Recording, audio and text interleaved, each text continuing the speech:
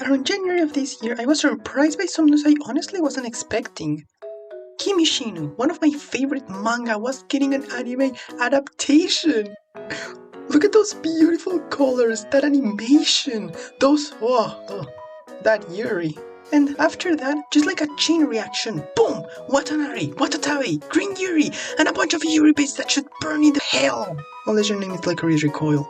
There may be more, but between all the bullshit like Bad Girl, it is possible that I'm missing something right now. At the time, Watanabe has ended, WataTabe is currently airing, for Green Yuri there's only a promise, and for Kimishino we have a trailer and a Twitter account that has done nothing but advertise the same trailer. Just two, yet they've achieved so much. Watanabe and WataTabe are literally constantly the weekly charts, with some of their episodes even reaching top 1 spot. All of this after the piece of rubbish that was Whisper You a Love Song with its PowerPoint transitions. Right after Fall in Love with the Villainess, Stardust Telepath, Yuri is my goddamn passion!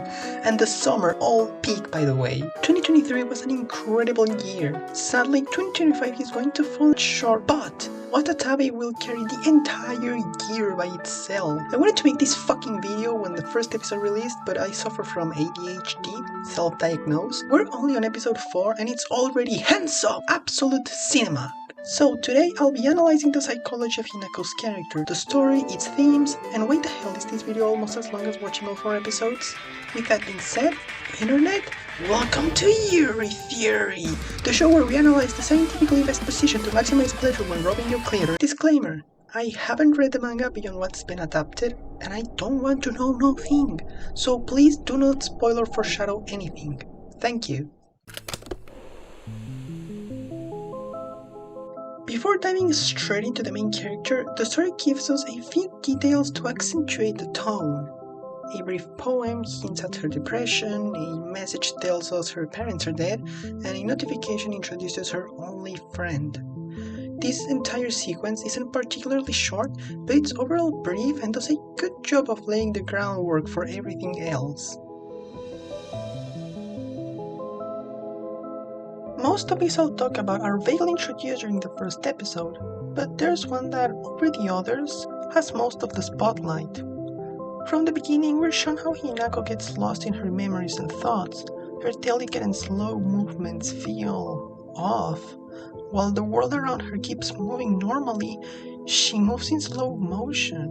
A little bit after that, the people around her acknowledge her behavior, describing her as a person who trips over nothing, distracted, careless, clumsy. Her friend Miko even expresses her worry, saying she always gets herself into trouble and, more accurately in the manga, she's spacey. This word is so genius, like in Spanish we would have to formulate a whole sentence to convey the same thing. Not even Japanese has it. However, as her classmates chat, the world enters a state of stasis, and Hinako's mind gets lost in the ocean. Time slows down, pictures distorting by the waves, and sound muffling without air. Dissociation is the act of separating two things, all the while being a defense mechanism used by the brain that's described as an attempt to separate itself from a situation that could recall a trauma. You might think of it as the simple act of getting lost on thoughts or the activity being done. However, this is simply being distracted, being spacey. A dissociative person can technically be spacey, but dissociation inherently carries trauma. In Hinako's case, it makes sense and dimly brightens her obscure past. During my research, I wouldn't stop finding symptoms that didn't match those were being shown until I found an article by Psicólogos in Madrid in which they explained that dissociative symptoms can be classified in 5 groups: amnesia, depersonalization, derealization, identity confusion, and identity alteration. Out of these 5 categories, Hinako's symptoms only really correlate to one, the derealization. What it does is to cause a weird perception of the world around one that gives off the vibe of experiencing the world and sensations through a movie. During a derealization episode, the person can feel surreal and unfamiliar places, people, and activities that are actually familiar, while everything moves slowly and the brain stops registering the stimuli of the senses as it strands inside a mist that clouds the perceived reality. For Hinako, her derealization manifests as the ocean, a very accurate analogy that represents perfectly a limitation of the five senses. We can see her dissociation take over multiple times throughout the episode. What would usually be a lazy and corner-cutting frozen frames to save resources, in WataTabe becomes a wise resource to enforce the feeling of disconnection. If that's the case, then the adaptation shows us various states and deepnesses of her condition. Sometimes only sound will register, while everything the eye saw is forgotten. Sometimes a fraction of the lived will be stored, and sometimes she descends deep into the ocean's abyss entirely. Lacking smells and tastes, a distorted echo, lacking movements, and a complete alienation of touch. During this sequence, her mind remains submerged, and even something that calls her attention isn't capable of pulling her out of her thoughts entirely, only deviating her minimal attention to something else happening in the background. But she's still lost. If that wasn't the case, Hinako would remember what she went to follow in the first place, or at least she would have changed her shoes. But it isn't until the light of sunset whispers to her the pass of time that she wakes up and emerges. After watching a traumatized girl with dissociative disorders and depression, it was quite shocking to me to see that she's a normal teenager. Serene, sweet, friendly, relatively social. Having a friend is not a big deal, but other students in her classroom recognizing her existence and talking to her using her name, it's just wow. Quick reminder that in Japan, people use their family name and the first name is only used by those you have a close relationship with. After the initial surprise, I quickly realized it was one of the biggest problems in modern society. Masking, or just acting fine, is a phenomenon heavily studied in psychology and, nowadays, it's pretty common. However, it can appear because of many reasons and with different objectives. So many, in fact, that there are a lot of terms that describe different origins and ends due to the overwhelming nuances acting fine has.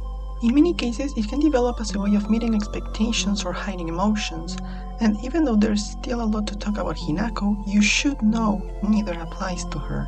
Following her parents' death, she had to keep going with her life, but the people around her wouldn't make it easy for her. During the first months, Hinako was certainly inflicted and sadness showed clearly in her gaze, and the fact that everyone treated her as a frail and destroyed being made it even worse. What she hated the most was being treated with pity, because instead of helping her heal, others' whispers anchored her to the past. Inside her head, she understood that all of the pity she hated originated from her expression. If people saw her overcoming her issues, they would stop feeling sorry for her. So, to Hinako, pretending happiness is a method of protection to avoid remembering the trauma. Because any, are you okay? Because any, what's the matter? Because any, she's the autos's poor daughter, brings her back to that night. When someone asks you if you're alright, you say you are, and smile, even if deep down you aren't. And even if no one asks, you smile and pretend you are. During the school segment, Hinako looks happy/neutral until Miko insists too much, so her voice trembles, her expression saddens slightly, and she tells her, Miko, I'm really not a child. There's a scene I loved analyzing, and I think it shows effectively Hinako's act. Here, she's shown as she usually is when alone, looking towards her locker, but when Miko arrives, she turns, changes her expressions, and puts on the social mask. But there's an interesting detail. If you have to look at someone that's approaching you from the right, wouldn't it be more natural to turn right? Instead, Hinako rotates left while masking.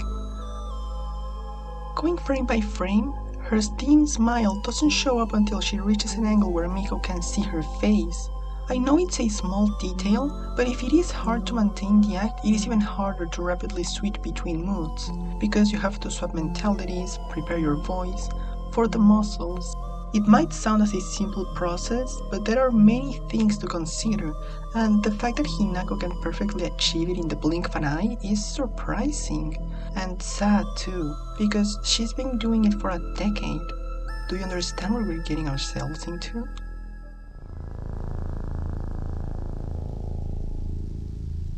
This section of the video comes from a moment in episode 2 where she tells Shiori that if it was up to her, she wouldn't eat, or at least not as good as her bento looks. truth is that when we talk about appetite in depression, it ain't from the perspective of I'll stop eating, but rather I don't care about eating. A depressed person finds that trivial, or they just don't have the energy to prepare themselves something decent. As a real example, I suffered from depression during the pandemic. My parents would leave me home alone, I had to take care of my brother, and I'd simply forget to eat or just don't feel like it. In this case, it's especially severe because I also didn't feed my brother, but you get it. You don't care anymore. From what I could find, the low rate of vital hormone production by the organism isn't in and of itself what causes a depressed person to stop eating. It is, instead, a separate factor originated from depression that, combined, creates that imbalance, since you need a good diet in order for your body to produce the hormones it requires. Hinako's situation would be worrying if she didn't eat. As we can see in the manga, however, Miko teaches her how to cook so she can prepare something yummy and nutritious on her own, while also monitoring her to make sure she's eating properly. If it wasn't for her, Hinako would be way worse emotionally, and at least this good diet can explain how Hinako has energy to mask. It's only a sequence, but it was a relevant topic I had to talk about because at the end of the day, it is another consequence of her depression. Although that begs the question, what's the cause?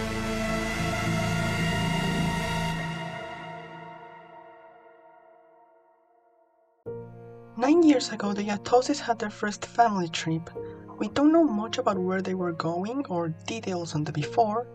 Based on what her aunt says, their 10th anniversary is soon, and considering how relevant the festival is, being actually what causes Hinako to have that PTSD attack, I'm certain this was around the summer festival. In the dark of the night, the family was having a normal road trip. Everything was normal. But their headlights weren't enough to light the danger that rapidly approached, or at least not until it was too late. A bus going the opposite way switched lines, which prompted the dad to steer out of its way, drifting and throwing them off the road. The car bursted into flames as it fell, landing in the ocean, consumed little by little. The only survivor was the youngest child, Hinako Yatose, whose body got launched out of the car while falling, crashing into the shore, meters from the vehicle. That would explain why the festival is such a traumatic and important experience to her.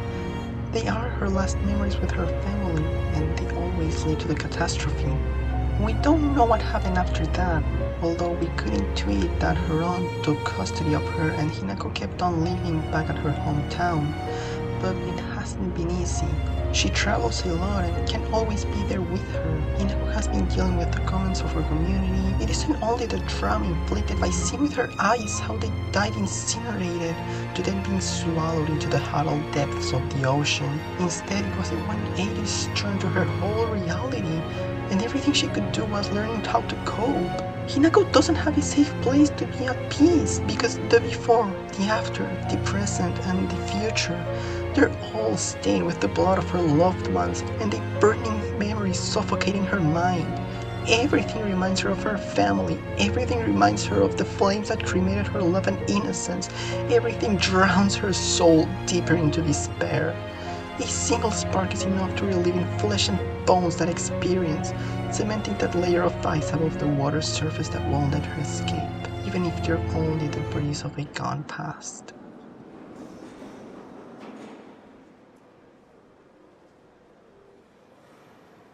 I hate summer. The sad things, the painful things. It brings them all fresh to mind. I wish summer would just end. We receive these thoughts after Hinako observes all the happy families around her while tragically contemplating the sea. Since the beginning, we're able to see this season causing horrible feelings on her. The hurtful memories haven't arisen yet, but she knows something's off. She feels off. Observing the horizon with sadness and melancholy, but she doesn't suffer. The emotions haven't overflowed yet, although it's just a matter of time. And it remains that way for the first 2 episodes. Eventually, however, Hinako goes from melancholy to sadness as the memories of her past begin to come back, and even though she tries to contain them, she knows it is impossible anymore, and she twists on her bed avoiding the unavoidable, trying to reduce the mental torture it is to remember. It seems as if she'll do so, locking and isolating herself, trying to cut connection with everything, and when Shiori shows up, she knows it'll end badly. She's at her limit, knowledgeable she shouldn't go, yet she goes. When Hinako recalls the festival with her family, her face, for the first time, filled with agony, disgust, and hatred, which chooses to act physically to communicate to Shiori. I told you, I knew this would happen, yet you didn't listen. In the manga, while walking off, the multitude does not react and she has to find her way out of there. But something I like about the anime is that everyone witnesses her mental breakdown and stares, shocked and surprised, judging. This detail adds even more stress to the situation she's in. Now it's not only that she's at the verge of a panic attack, there's a force actively pushing her to collapse, and in the middle of this chaos, the fireworks are launched. The fact that the fireworks are what causes her to remember the accident makes me question if, as a consequence of her trauma, Hinako acquired pyrophobia. It's a minute detail, not canon, but twists even more the impact of this moment. People usually relate war veterans when thinking of PTSD, but it can develop after something as simple as heartbreak, really. It involves trauma though, so something must have happened that the brain registers as dangerous. Its symptoms are hyperventilation, breathing difficulties, cold sweat, twitches, and muscle contractions. Everything becomes blurry. As these parents are watching the spectacle, hers are dying. As these kids enjoy the spectacle, a 6-year-old girl is scarred with her blood, seeing her loved ones disappear rapidly. Depression, dissociation. What the fuck is a 15-year-old girl suffering from a post-traumatic stress episode? It's horrible. The following interaction between Hinako and Shiori was curious to me, and it has to be one of my favorite examples of attention to detail. We just saw how she collapsed on the floor while hyperventilating, and now she speaks monotonously, as if she weren't affected, as if she didn't care, and the explanation is really interesting. During my research about dissociation, I came across this comment. The person, after living a traumatic event that impacted them greatly, doesn't show any feelings when thinking about it. This is called emotional numbness, and is one of the main characteristics of post-traumatic stress disorder. As we've discovered, during summer there are many things that make Hinako sensible, and her brain tries to keep her away from anything that could be a catalyst to her PTSD. Emotional numbness sounds brutal. Emptying you from feeling so you feel nothing about your trauma sounds terrifying, especially due to the severity of her incident. By that point, there is no way of avoiding remembering. She did already, and her brain is tired. And since it can only think on saving energy, it used the most low-energy solution possible as a reply to the overwhelming amount of stimuli, turning her off. It's so odd to watch her act so devoid of emotion about how she lost everything, but since it is something real that's outside of our common sense, it makes you appreciate the research done for this story. In the manga it is hard to represent, but keeping it in mind for the voice acting is brilliant.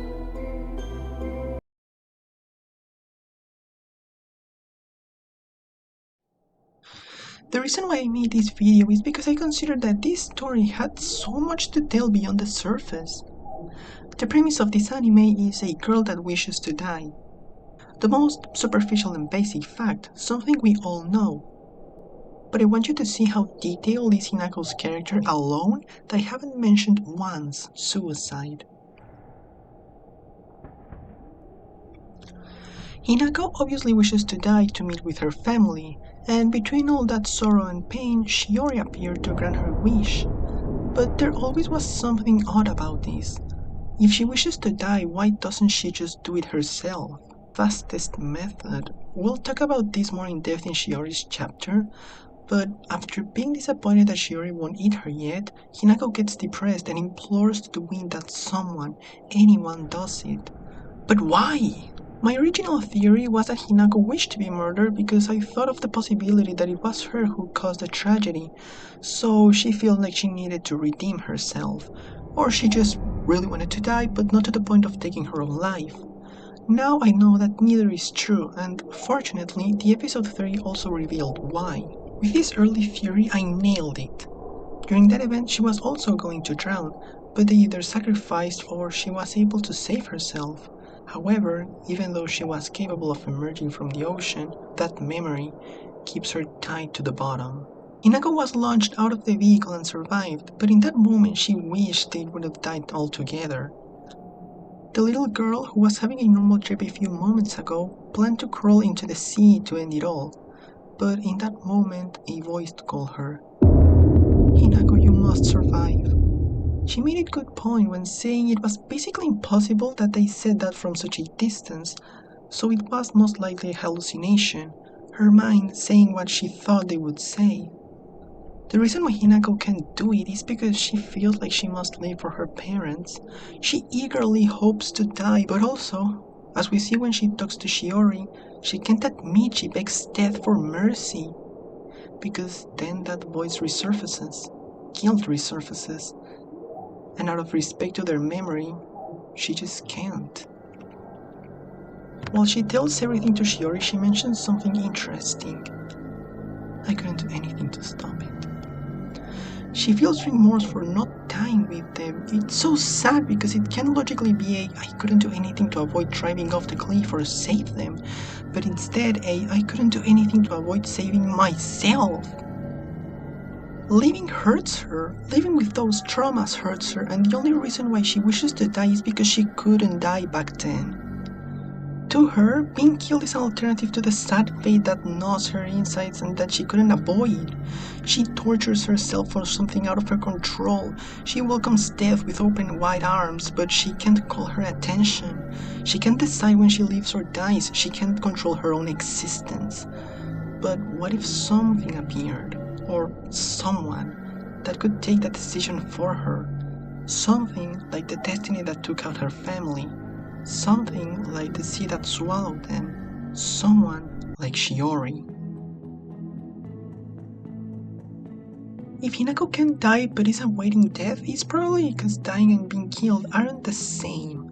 One of them means she's purposefully ignoring their wishes, while the other is caused by something out of her control. She can't even blame herself if it happens. When the Iso-onna attacks Hinako, she doesn't fight back in the slightest. Because why bother? Now that she's met Shiori, however, it's not only that she can materialize her wish, it's that she must be the one who does it. Ever since they met, she always relates her to the sea. Her eyes look like that massive body of water that took away her family that night. Plus, she's an unstoppable force, completely out of any human's control, unpredictable. Shiori can choose who dies and who lives, and is capable of snatching life out of someone existent if she feels like it, just like a trip that changed in seconds. She can't wish to die, she can't invite death, but if it bursts and disrupts out of nowhere, then there isn't something she can realistically do about it. But it's not like she would do anything to save herself anyways. The only detail that Hinako didn't consider is that someone that dictates death also dictates when it comes. And that's the only thing that bothers her. Hinako doesn't regret trusting Shiori. She feels like she will regret doing so. She doesn't understand what the point in all of this is. She is so nice to her, like if she wanted to see her thriving life, even though the only reason she allowed her to enter her life was to murder her. Doing the necessary to enhance her flavor and treating her nicely are two completely separate things. Shiori promised the first one, but going to the festival was crossing the frontier between them. She doesn't believe in a solution. Torturing herself to heal frightens her, and she feels that, in the end, she won't get anywhere. But what she doesn't understand is that it's all a part of the plan. This is what Shiori must do in order to eat her. But why? It seems that To the yokais in this world, the odor, taste, and quality of human meat can vary depending on each human. Some are attracted to pregnant women, other virgins, etc. The way they identify their ideal prey is through the smell people emit, unperceivable to us. This smell isn't a sixth sense, but rather a super smell. Since Shiori is able to figure out every ingredient in Hinako's bento just by smelling the air in the area. The Isoona says she comes from who knows where to eat Hinako. So it's likely that yokais possess the ability of smelling their prey from miles away, also being able to focus their sense on one out of a multitude. Just like we can focus our vision on the window glass or what's behind it, or focus on our reflection instead of the monitor screen. You're so ugly. You didn't try? Of course, you're ugly. This detail is no more than just world building, but it is curious how, just like some meat attracts some yokais, there are a few exceptions that attract all yokais. According to Shiori, the smell of humans who wish to die stands out, but there's a detail to be considered, and it's the fact that, especially in Japan, it isn't rare for people to want to die. So, what makes her more than a stranded whale? Honestly, I don't know. This question's been invading my mind for the past couple weeks, and the only thing I can think of is that the amalgamation of trauma, promises, and chains that surround her together make her a rare cut, but I am not entirely sure. There's so many people that want to die, but even then, not only Shiori, but every yokai in existence wants her. I couldn't find anything in my notes that gave me a concrete answer. Hinako is simply another rotten whale, except her circumstances are very special, so probably that's the answer. But even if it is acceptable, it doesn't feel right. This is an unsolved mystery to me, to which I'll wait for answers, if there's any. But meanwhile, let's keep talking about Hinako's flesh. Shiori's character begs the question, why doesn't she eat her already? Look, I don't care if you believe me or not, but I was capable of predicting the answer to this question since episode 1. The moment Hinako and Shiori meet, she says, "Your flesh and blood is especially delicious. That's why creatures like her gather around you. Pathetic creatures with no sense of patience. But you're going to become more delicious still." I like Spanish more that uses riping. When we think of that, what comes to mind is basically growing up. Aging indeed. But I thought of an answer that would be much more interesting. What if she means maturing mentally? The analogy I used was that Hinako was lost in the ocean, and Miko would be her lifeline throughout the anime, trying to help her overcome her traumas and giving her a reason to live. While Shiori would be the savage waves, not trying to kill Hinako, but being the catalyst for Miko to tirelessly try to rescue her friend. Rescuing her would be bringing peace to her mind and happiness, a reason to stop wanting to die. But it'd be exactly then that Shiori, just like a tsunami, would strike and kill her. In this story, there are no good endings, because Hinako can't die being depressed, but she also can't live happily. She's a cow, a pig, a chicken, a fish, a sacrifice. Doesn't matter how much implores she begs, she screams, it doesn't. The only thing that does is that she becomes a gourmet meal.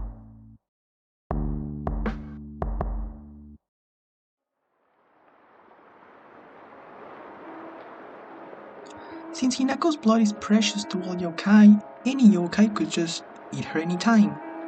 Let's not forget this is a high school Yuri anime, so if Guardsman is the excuse Shiori will use to give us our school romance, then Guardsman it is. If she wants her to mature, then she'll have to be her best friend that only wants the best for her and watch her thrive. But it is all fake. She's only a meal, so she'll have to protect her from other predators while feeding her. The same analogy she uses is perfect. Her role is that of a farmer, and her duty is to feed and take good care of the cattle so they can grow obese, healthy, and strong.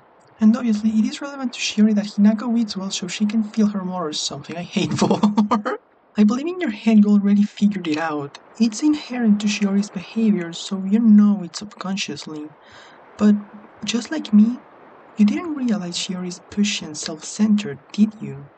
It isn't something life-changing that enlightens you, but it is a detail that could pass undetected. It surprised me how true it was when Hinako brought it up at the beginning of episode 3, and I might have never read this part of the script if it weren't for her. Shiori's goal is to meet Hinako and works only towards it, preparing her for that moment. That's why she wants to restore her sanity. Since episode 2, Shiori is surprised by her death wish, and even though she's able to avoid talking about her reason, she suspects there's something preventing Hinako from maturing. This goes against her plans and irritates her. She looks surprised when asked why she didn't act yesterday, looking at her suspecting and mad when she realizes her rehabilitation project will be harder than she originally thought, and grabs her by the neck demanding an explanation. It takes some time, but after the PTSD attack, Shiori realizes that the task in question will be far more complex and difficult compared to what she wanted. And after seeing her normal method of being friendly and joyful doesn't work, she goes with the mysterious Mosca tool, gaslighting. Healthy meat needs a healthy mind. You cannot reach your most delicious state unless your mind and body are both in peak conditions. You don't want to go to the festival? Alright, I guess I'll never be able to eat you. Hinako's on the verge of tears, but who cares? You're sad that I don't grant you your wish now? Oh, I don't care. You must be perfect before I eat you. After all my trouble to take you to the festival, all I get is, I don't think I'll get any more delicious. It's your fault for being nice. Honestly, so ungrateful. I'm working very hard to try to make you delicious, you know? You don't appreciate all the trouble I go to. You should leave me behind. Basically, I wipe my ass with your traumas. Your feelings don't matter, my appetite does. And if gaslighting doesn't work, threaten her. She simply doesn't care about making her uncomfortable. She only wants Hinako to tell her what's the matter. This bitch, right after Hinako tells her how unfortunate she is for having lived to contemplate how she lost everything she loved, tells her, well, I feel fortunate your family died. Editor Solvox here. She doesn't say that. In the manga, she says that if she were in Hinako's shoes, she would have felt fortunate of having survived. The worst part is, by the end of this conversation, she tricks Hinako into leaving for her family, into making them happy and finding happiness, because then, when she's recovered, that's when I'll devour you from head to toe. Shiori doesn't seem to realize how insane and illogical what she just said is, and the worst part is that it works.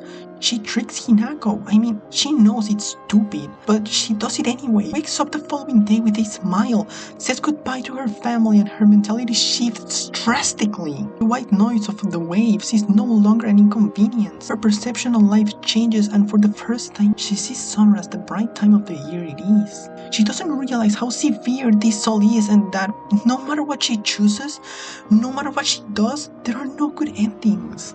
In her head, she thinks, I'll be happy and then die, without understanding that in that precise moment, she'll kneel and beg for her life. In episode 1, when Hinako runs out of the school to follow Shiori, she goes towards the light. In the opening, when Hinako is drowning, Shiori is the one who reaches out to save her. In episode 2, Hinako is illuminated by the sun while talking about how Shiori is her salvation. In episode 3, while being surrounded by the ocean's darkness, Shiori rescues her. And when she has her in her hands, says the cruel shit like that their objectives align. Shiori does it.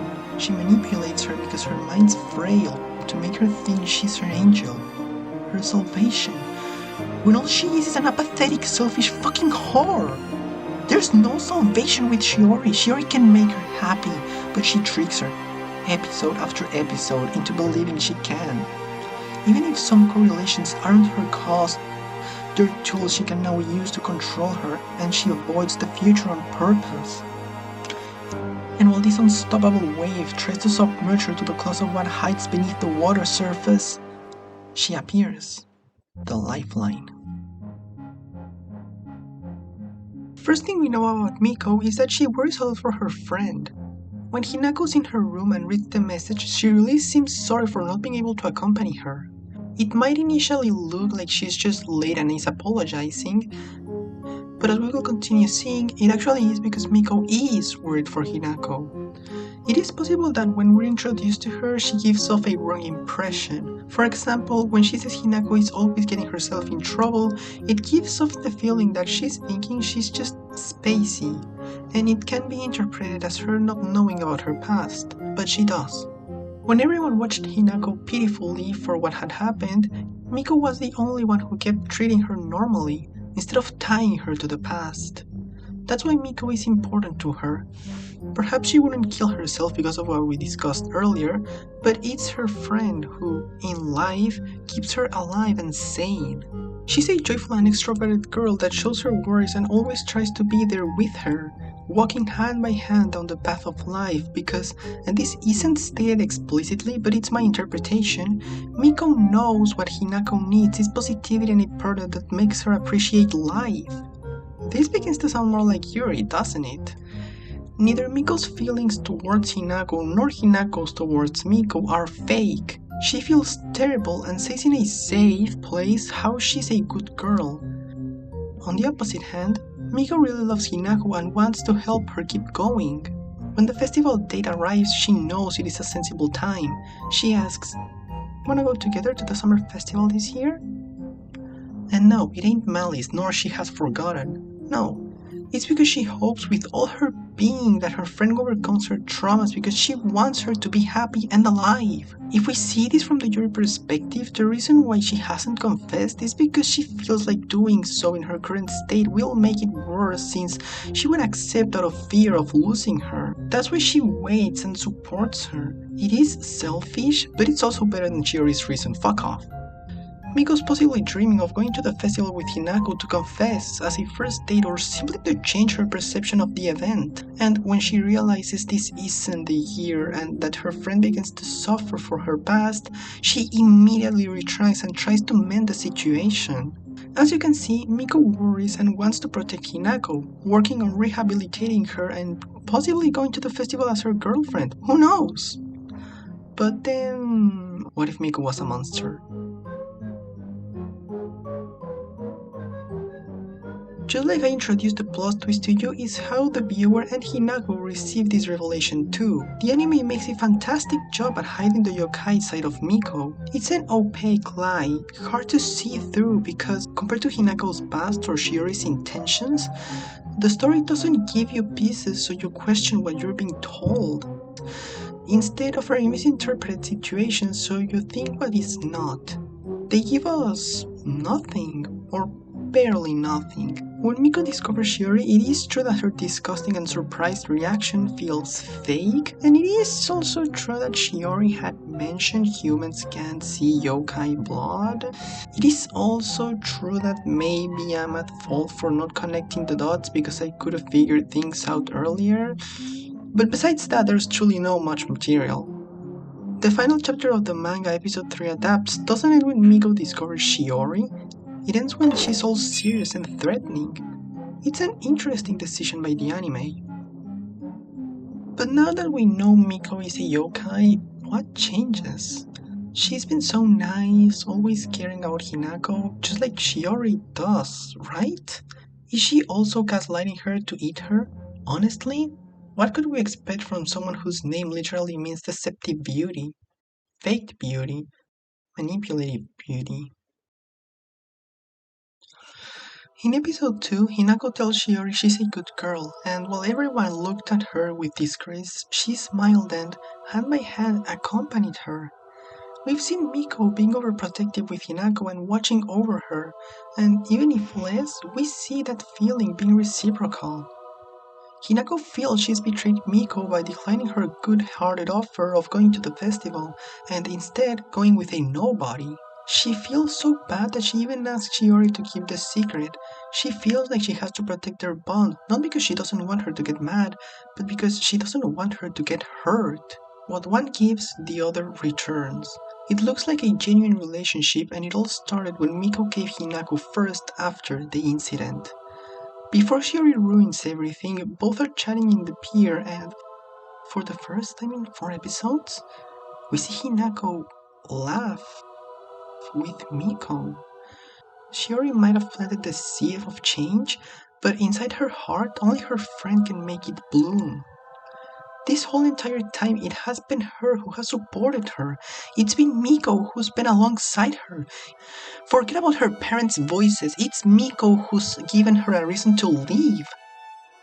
such a strong bond that tied them for years, but that in reality wasn't more than a weak bond, so ephemeral, that could vanish any time. When Shiori, without explanations, calls her a monster, Hinako won't give in. The issue from her perspective is that Shiori is attacking the only thing left to her. She's the reason why Hinako clings onto life. She's not freaked out over the bizarre situation, but rather because questioning her friendship with Miko could go against everything that holds her sanity. Those cracks belong to the delicate crystal her mind is supported on, and that if it breaks, it'll drown her to an infinite abyss. No one will be capable of rescuing her. That's why her mind negates everything, trying to make sense somehow of the missing pieces in her memory covered by mist. That's why when Shiori questions her about personal details about Miko she can remember, she does not give in. Not only is this doppelganger fooling her, this doppelganger is everything to her. She grasps the idea this is her friend because she is everything left to her since his parents' death. And if that's fake, then her smile is too. Although, what else could we expect from a kitsune? Creatures known to live entire lives living like humans, forming families and sneaking into our society. Furthermore, with yokai magic she's capable of falsifying documents, altering their mind, and acting like just another neighbor, seeping into her life like a parasite. Even after all that, her brain is just trying to survive. She can't admit it. She simply can't. She demands Miko to say that it's all a lie. Right now, her cheerful and jokester personality must appear. She has to say it, but she doesn't. Under certain circumstances, a kitsune's costume can wear off and part of their shape-shifting magic can fail, revealing either a tail or an ear or their whole true identity. Everything keeping her sane, alive, their bond, ephemeral. 10 years disappear in the blink of an eye. But as I've grown used to after analyzing each episode at its launch, there's always something else. Just like when they made us misunderstand things about Miko to deviate us from reality, the introduction of her yokai identity and myself with that section of the video left out, ignored, or misinterpreted information to focus all of the attention in the drama of the reveal. Miko might seem like the villain of this story, but the reality of the full picture tells an entirely different thing. Let's begin with the fact that there are various types of kitsune, some being the no-kitsune. These foxes are low-rank kitsune that put most of their time into doing mischievous stuff for entertainment. However, there are also good kitsune, like the sacred foxes that serve the deity Inari, being her messengers, acting as the bridge between the celestial and real world. They tend to protect humans or places from evil, offering good luck and protection. Despite what Shiori wants to make us and Hinako believe, I bet a lot that Miko is a bad kitsune. Not to mention that her golden fur and forked tails is literally how Tenko celestial foxes are described. In the story, this can be seen on multiple occasions, and even though you might be saying that of course she acts like she's worried for Hinako when they interact, what's really valuable is what Miko says when she isn't compromised to fake around her.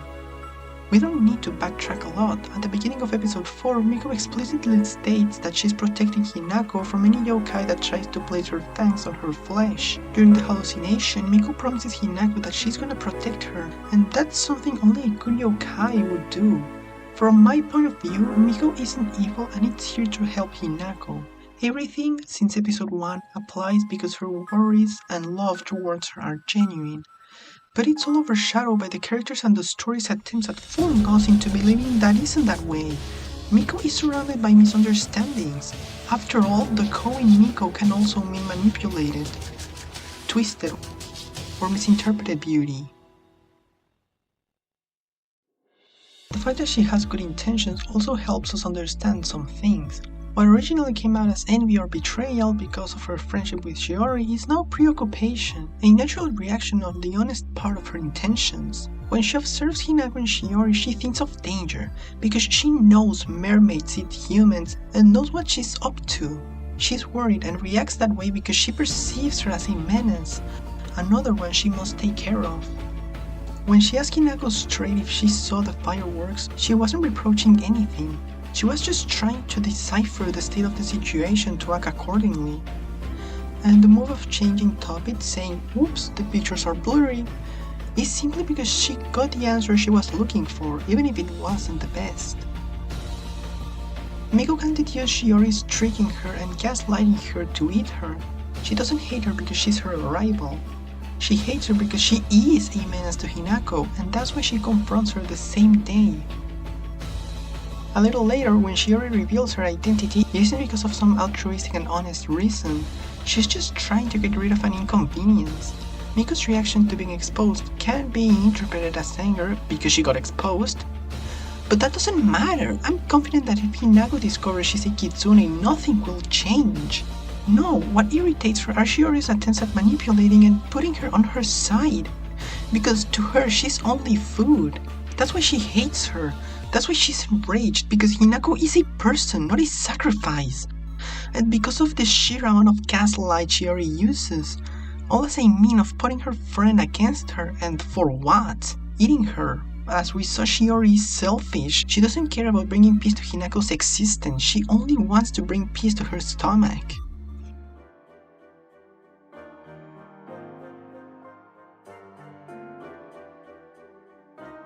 With everything we've discussed, you understand now how Miko and Hinako relationship isn't an ephemeral bond. It's a genuine and tangible connection, tied by reciprocal actions that turn them into best friends despite all. Episode 5 comes out soon, and I'm certain this video won't become obsolete and will age greatly. Because Miko isn't the villain. She's the heroine, the lifeline that will bring Hinako back to land. By the way, Shiori, if you think about it, she's stupid. Not because as a viewer I hate her intentions, but because she's a fucking idiot and she doesn't realize it. As much as she wants, she won't be able to mature her. She needs Miko. But if killed, she'd be sabotaging her own plans. Shiori planted the seed of growth, but as I hope I could explain, only Miko can make it bloom. The easiest way to comprehend this is with a hierarchy. Miko's death wish is supported by Shiori's wants of eating her, that at the same time is supported by Hinako wanting to leave. That's on top of the foundation, that being Miko. Without Miko, that structure will collapse like a Jenga tower, and none of them will get what they want. By the way, this whole thing was written before episode 5. Now that it's up, I will leave some comments down there over some stuff I talked about in the video to clarify them, but mostly everything stayed the same. Miko's only about to eat her because it's her instinctive reaction after hiding her true form for a decade and not eating what truly feeds Yokai for a long time. This isn't her being evil, and I'll never be tired of saying this. It's her being hungry and not being able to control it anymore. My prediction to this dynamic is that Miko is important to Shiori because she is the one helping Hinako heal, and the reason why Shiori will be important to Miko is because her instincts might kick in at any time and sabotage her. So she needs Shiori to be her guardsman. This is how the three of them will be able to exist, even if they don't want to.